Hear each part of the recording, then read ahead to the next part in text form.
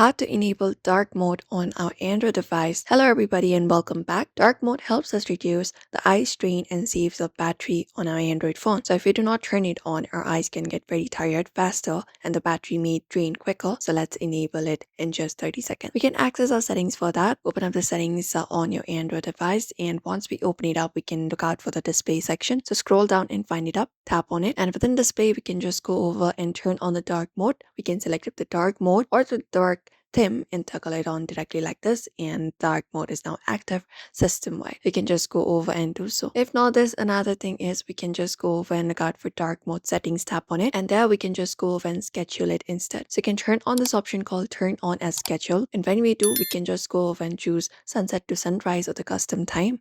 We can set it up, and what will happen is it will enable the dark mode on our Android depending upon sunset to sunrise or the chosen schedule. You can just go and turn it on. This is also the method possible, or the quickest method is just accessing your quick settings panel. Swipe down double and you can look out for the dark mode option right there and tap on it, and it will enable the dark mode system wide.